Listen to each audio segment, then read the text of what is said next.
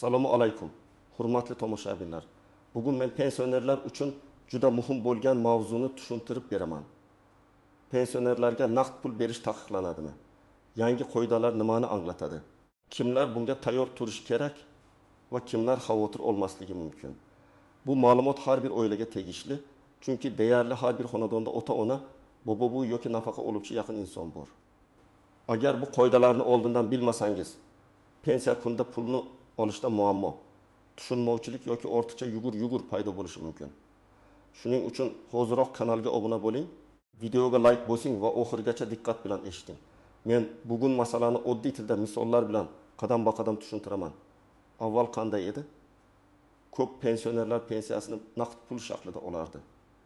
Kimdir pochta orqali uyiga keltirib berilishini kutardi. Kimdir mahalla yoki pochta bo'limiga borib olardi. Kimdir esa bank kartasiga tushgan pulni bankomatdan naqd qilib yechib olardi. Ayniqsa yoshi katta insonlar uchun naqd pul qulay tuyuladi. Qo'lda pul bo'lsa, bozorga boradi, dorixonadan dori oladi, kommunal to'lovni to'laydi, farzandiga yoki nevarasiga yordam beradi. Ular kartadan foydalanishga ko'nikmagan bo'lishi mumkin. Bankomatdan qo'rqishi mumkin, PIN kodni unutib qo'yishi mumkin yoki kartadagi pul emas, qo'ldagi pul degan qarashda bo'lishi mumkin. Endi esa yangi tartiblar. Raqamlashtirish va nazorat kuchayishi sababli ayrim to'lovlar faqat karta orqali amalga oshirilishi, ayrim hollarda naqd pul berish cheklanishi yoki umuman bekor qilinishi mumkinligi haqida gaplar ko'paydi. Men bu yerda eng muhim narsani aniq aytaman. Bunday o'zgarishlar odatda hamma pensionerning qo'lidagi pulni tortib olish yoki pensiyani berishni to'xtatish degani emas.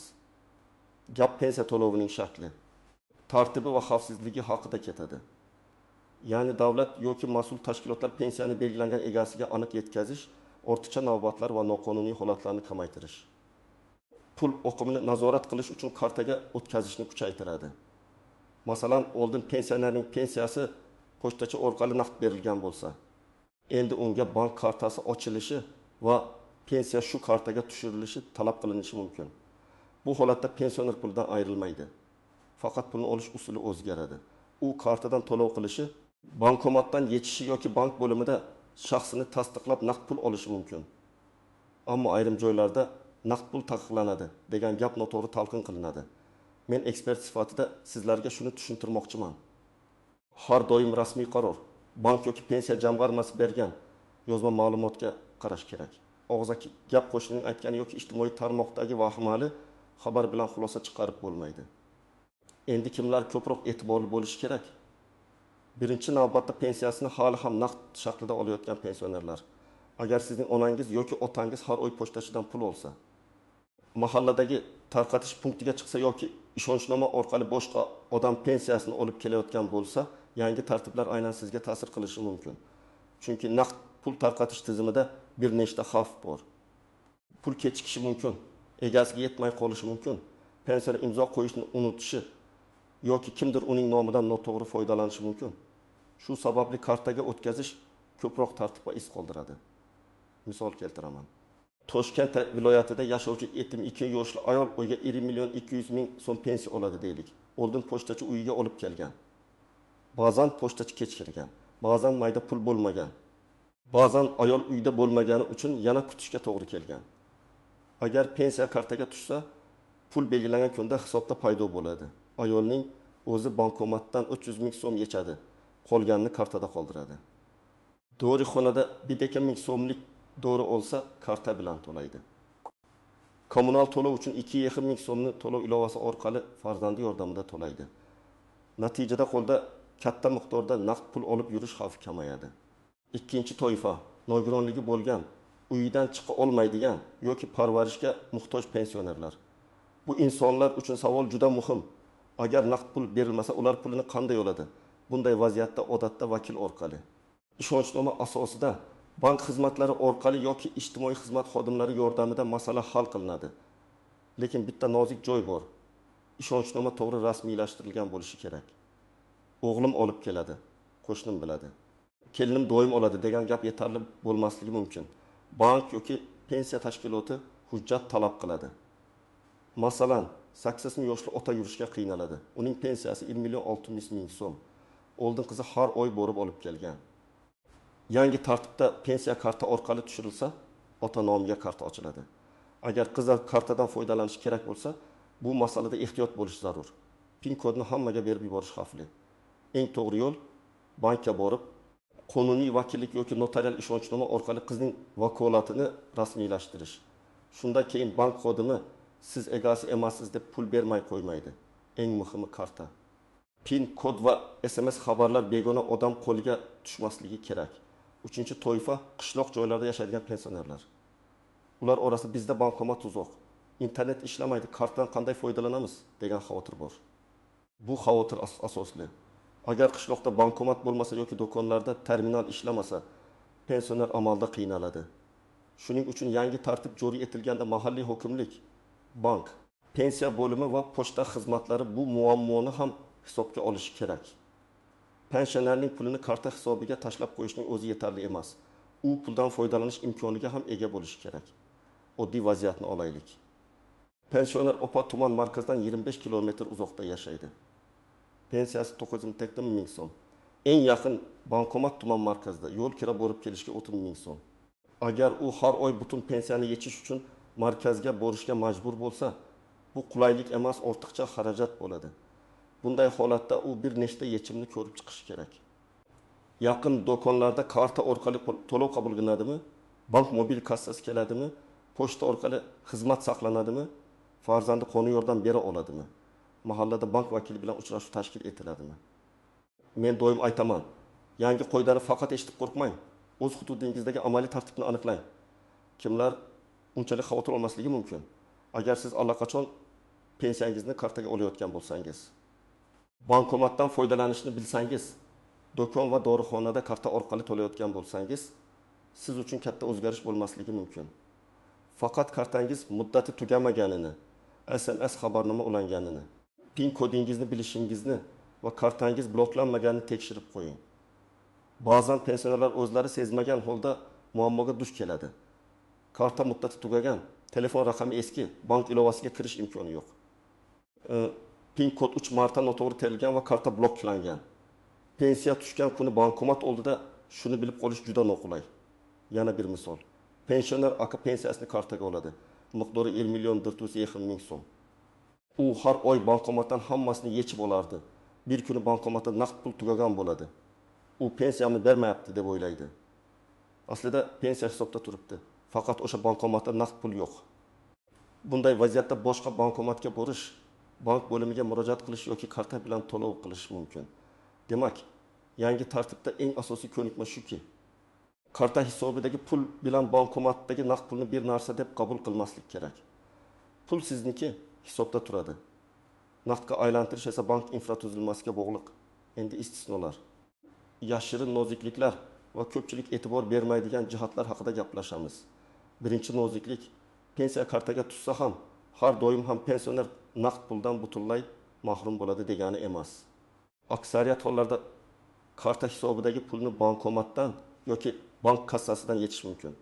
Lekin ayrim ijtimoiy to'lovlar, kompensatsiyalar yoki maqsadli mablag'lar bo'yicha alohida tartib bo'lishi mumkin.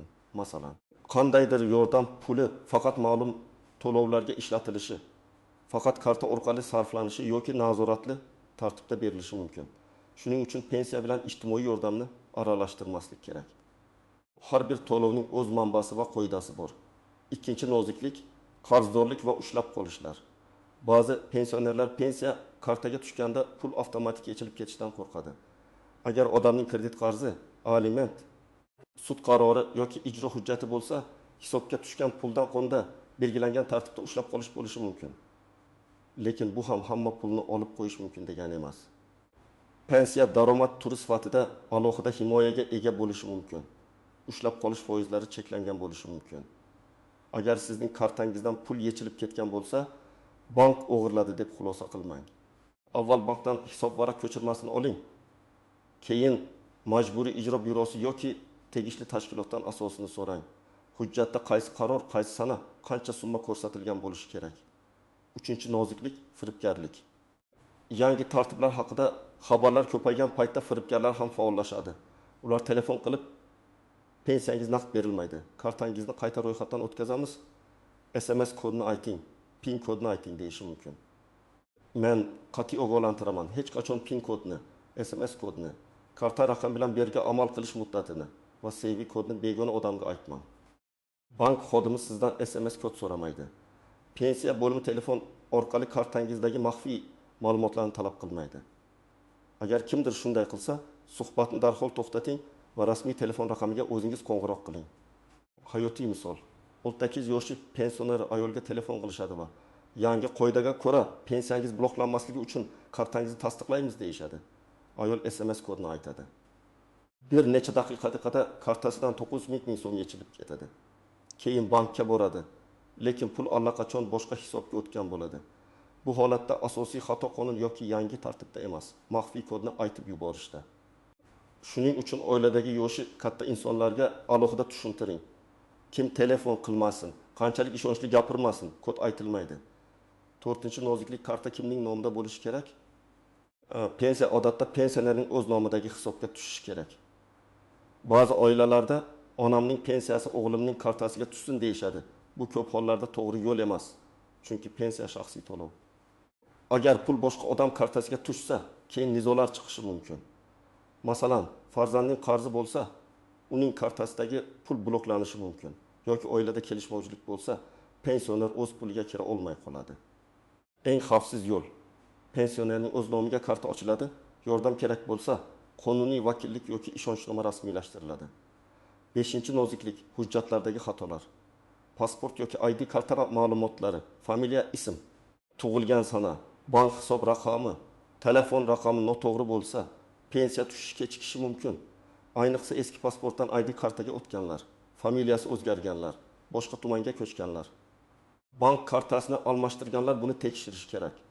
Birgina harf xatosi ham tizimda mos kelmaslikka olib kelishi mumkin. Shuning uchun pul kelmadi degan holatda vahimaga tushmang.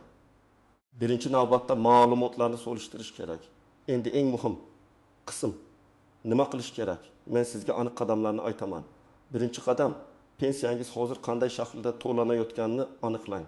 Naqdmi, kartagami, pochtami, bankmi? Buni bilmasdan turib hech qanday xulosa chiqarmang. Agar pensioner o'zingiz bo'lsangiz, oxirgi pensiyani qayerdan olganingizni eslang. Agar ota-onangizga yordam berayotgan bo'lsangiz, ulardan so'rang va hujjatlarini ko'ring. Ikkinchi qadam, bank kartangizni tekshiring. Kartaning amal qilish muddati tugamaganmi, kira olmaganmi, karta yo'qolmaganmi, PIN kod esdami, xabarnoma qaysi telefon raqamiga ulangan. Telefon raqami hozir ishlayaptimi? Agar telefon raqami eski bo'lsa, bankka borib yangilang. Chunki ko'p tasdiqlash xabarlari aynan shu raqamga keladi. Agar karta muddati tugagan bo'lsa, yangi karta chiqarish uchun bankka murojaat qiling. Odatda buning uchun ID karta yoki pasport kerak bo'ladi. Uchinchi qadam, pensiya bo'limi yoki mas'ul tashkilotdan rasmiy ma'lumot oling. Menga pensiya endi qanday tushadi? Naqd olish imkoniyati qoladimi? Agar uyimdan chiqa olmasam, qanday tartib bor? Ishonchnoma kerakmi degan savollarni yozib boring. Og'zaki javob olsangiz ham imkon bo'lsa, rasmiy e'lon. Ariza nusxasi yoki ma'lumotnoma so'rang. Telefon orqali eshitgan gapni eslab qolish qiyin, keyin boshqa xodim boshqacha tushuntirishi mumkin. 4-qadam, agar pensioner uyidan chiqa olmasa, hujjatlarni oldindan tayyorlang. ID karta yoki pasport, pensiya daftarchasi yoki pensiya bilan bog'liq ma'lumotlar, tibbiy ma'lumotnoma kerak bo'lishi mumkin. Ishonchnoma talab qilinsa, notariusga murojaat qilinadi. Agar pensionerning salomatligi notariusga borishga imkon bermasa, notariusni uyga chaqirish tartibi bor yo'qligini aniqlang. Har bir hududda amaliy tartib farq qilishi mumkin, lekin muammoni pensiya kuni emas. Oldindan hal qilish eng to'g'ri yo'l. 5-qadam, oilada puldan foydalanish tartibini ochib kelishib oling. Bu juda muhim. Pensionerning kartasi farzandida turib, pensionerning o'zi qancha pul tushganini bilmasa, bu noto'g'ri. Har oy pensiya tushganda SMS kelishi, hisob ko'chirmasi ko'rilishi, qancha pul dori-darmonga, qancha oziq-ovqatga, qancha kommunal to'lovga ketgan tushunarli bo'lishi kerak. Bu nafaqat huquqiy, balki oilaviy ishonch masalasi hamdir. Pensioner o'z pulining egasi ekanini his qilish kerak. 6-qadam, bankomat va karta xavfsizligini o'rgating. PIN kodni qog'ozga yozib, kartaning yoniga qo'ymang. Kartani begona odamga bermang. Bankomatda yordam beraman degan notanish odamga ishonmang. Agar bankomat kartani yutib yuborsa, bankning rasmiy raqamiga qo'ng'iroq qiling yoki bank bo'limiga kiring. Agar karta yo'qolsa, darhol bloklating. Agar shubhali SMS kelsa, undagi havolaga kirmang. Bu oddiy qoidalar pensiyaning bir oylik daromadini saqlab qolishi mumkin. 7-qadam, naqd pulga ehtiyoj bo'lsa, oldindan reja qiling. Masalan, har oy pensiya tushgach, hammasini birdan yechish shart emas. 300 ming so'mni kundalik xarajatga, 200 ming so'mni doriga qolganini kartada qoldirish mumkin. Kartada pul turishi ba'zan xavfsizroq. Chunki uyda katta naqd pul saqlansa, yo'qolishi yoki o'g'irlanishi mumkin. Lekin qishloqda terminal ishlamasa, pensionerga ma'lum miqdor naqd kerak bo'ladi. Shuning uchun oilada real hayotga mos reja tuzing. 8-qadam.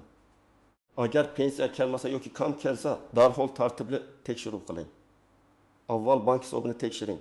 Pul tushganmi yoki yo'qmi? Keyin pensiya bo'limiga murojaat qiling, hisob-kitobda o'zgarish bo'lganmi? Keyin ushlab qolishlar bor yo'qligini so'rang. Agar pul kartadan yechilgan bo'lsa, bankdan ko'chirma oling. Har bir harakat hujjat bilan tasdiqlansin. Menga shunday deyishgan gap bilan muammo hal bo'lmaydi. Ariza yozing. Sana qo'ydiring, kirim raqamini oling. Arizada shunday yozish mumkin. Mening pensiya to'lovim bo'yicha mablag' kelib tushmagani yoki kamaygani sababini tushuntirib berishingizni. Hisob-kitob va ushlab qolishlar haqida yozma ma'lumot taqdim etishingizni so'rayman. Mana shunday aniq ariza masalani tezlashtiradi. 9-qadam, rasmiy manbalarni kuzating. Bank, pensiya jamg'armasi, mahalla, hokimlik yoki hukumatning rasmiy kanallarida e'lon qilingan ma'lumotlarga tayaning. Ijtimoiy tarmoqdagi ertadan hamma pensiya bloklanadi, naqd pul butunlay tugaydi. Kartaga o'tmaganlar pensiyasiz qoladi. Kabi gaplar ko'pincha vahima uchun tarqatiladi. Har qanday yangilikda sana qaror raqami, kimga tegishli ekani va qachondan kuchga kirishi bo'lishi kerak. Shu to'rtta savolga javob bo'lmasa, xabarni tekshirmasdan tarqatmang. Demak, hurmatli tomoshabinlar, pensionerlarga naqd pul taqiqlanishi haqidagi gaplarni to'g'ri tushunish kerak. Asosiy masala pensiyani bermaslik emas, to'lov tartibini kartaga. Hisobga va raqamli nazoratga o'tkazish bo'lishi mumkin. Kim kartadan foydalanishni bilsa, katta muammo bo'lmaydi. Kim naqd pulga o'rgangan bo'lsa, hujjatlarini, kartasini, bankdagi ma'lumotlarini va ishonchnoma masalasini oldindan tekshirish kerak. Eng katta xavf esa yangi qoidadan ko'ra beparvolik, hujjatdagi xato va firibgarlarga ishonib maxfiy kodlarni aytib yuborishdir. Men sizga tavsiya qilaman. Bugunoq ota-onangiz yoki yaqin pensionerlaringiz bilan gaplashing. Kartasi bormi? Muddati tugamaganmi? Pensiya qayerga tushadi? Kerak bo'lsa kim yordam beradi? Hammasini aniqlab qo'ying. Muammo chiqqandan keyin yugurgandan ko'ra oldindan tayyor bo'lish ancha oson. Sizning hududingizda pensiya qanday berilyapti? Naqd pul bilanmi? Karta orqalimi, pochtachi olib keladimi yoki bankdan olasizmi? Izohlarda yozib qoldiring, boshqalar ham real vaziyatni bilsin. Video foydali bo'lgan bo'lsa, like bosing, kanalga obuna bo'ling va bu ma'lumotni pensioner yaqinlaringizga albatta yuboring.